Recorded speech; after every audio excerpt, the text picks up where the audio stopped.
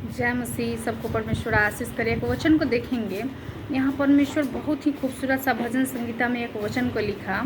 भजन संगीता पहला अध्याय का पहला पद में, ये क्या ही धन्य है वह पुरुष जो दुष्टों की युक्तियों पर नहीं चलता और न पापियों के मार्ग में खड़ा होता है और न ठट्ठा करने वालों के मंडली में बैठता है। मतलब क्या ही धन्य है वह पुरुष जो दुष्टों की युक्तियों पर नहीं चलता।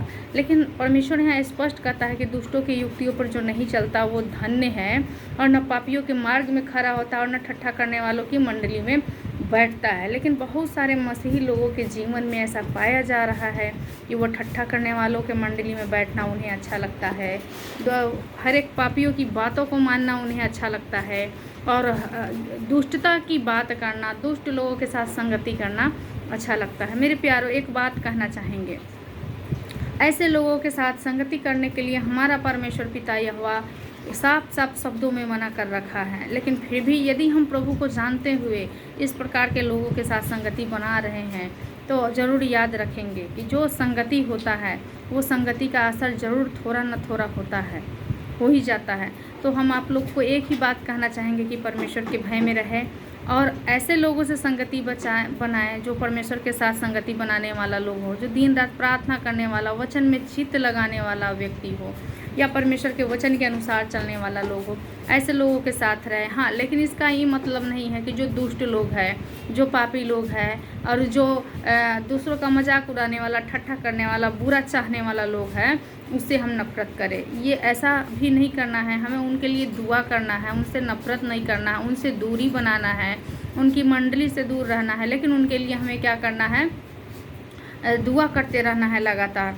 जब तक वो बदल न जाए तब तक आप परमेश्वर के सामने में अपने आप को, घुटना को टेकाएं, क्योंकि उनको पता नहीं है कि वो क्या कर रहे हैं, लेकिन आपको और हमको पता है कि वो क्या कर रहे हैं और हम उनके साथ बैठ कर के हम क्या कर रहे हैं।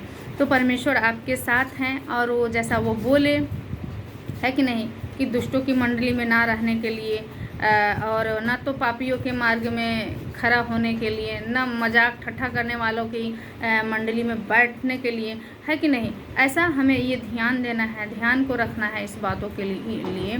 लेकिन जो परमेश्वर की वचन की ओर ध्यान लगाता है, जो परमेश्वर की बातों को मानता है, उनका जीवन के विषय में हम देखते हैं भजन संगीता 3 अध्याय में उसका वचन कहता है, पहला का 3 अध्याय में, कि वह उस वृक्ष के समान है जो बहती नालियों के किनारे लगाया गया हो और अपनी ऋतु में फलता है और जिसके पत्ते कभी मुरझाते नहीं हैं, इसलिए जो कुछ वह पुरुष करे वह सफल होता है। हालेलुया, परमेश्वर का नाम का महिमा।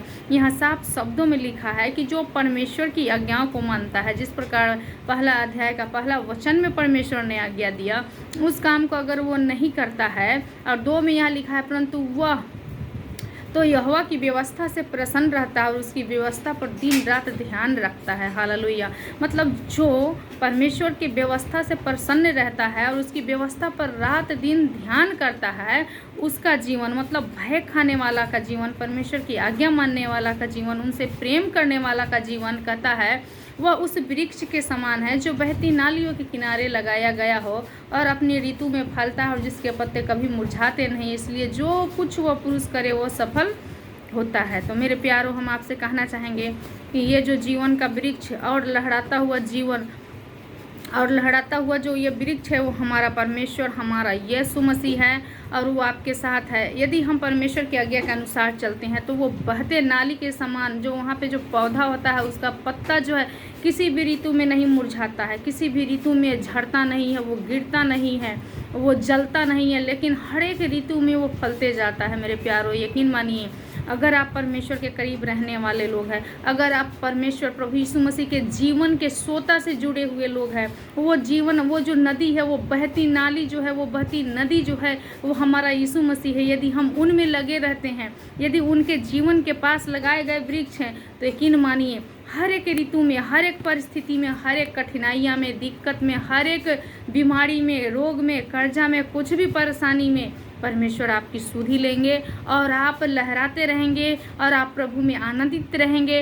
आपके जीवन में ना तो किसी प्रकार का चिंता, ना तो किसी प्रकार का भय होगी और ना ही आपके जीवन में किसी प्रकार का डर होगा, क्योंकि हमारा परमेश्वर हमारे साथ है और उन्होंने वादा किया कि वह वृक्ष के समान होगा जो बहती नालियों के किनारे लगाया गया हो। हमारा जीवन का नदी हमारा यीशु मसीह है और हम उन्हीं के जड़ में लगाए गए हुए पौधे हैं, उनके बहते नालियों के किनारे सोतों के पास लगाए गए पौधे हैं। इसलिए हम कभी भी नहीं मुरझा सकते हैं और ना ही तो कभी किसी ऋतु में हमारा जो है मनोबल टूट सकता है, क्योंकि हमारा भरोसा हमारे परमेश्वर पे है। तो मेरे प्यारों, आइए अपने मन को दृढ़ कीजिए और इन सारी मंडलियों से जो भजन संहिता पहला अध्याय का पहला वचन में बोलता है, उन मंडलियों से आप दूर हो जाए, परमेश्वर में संगति करें, परमेश्वर पे भरोसा रखें, प्रार्थना करें और वचन को पढ़े नहीं, वचन में जिए और अपने जीवन में इस वचन को उतार ले, ताकि आप जब चले तो लोग ये ना कहने पाए कि ये यीशु मसीह का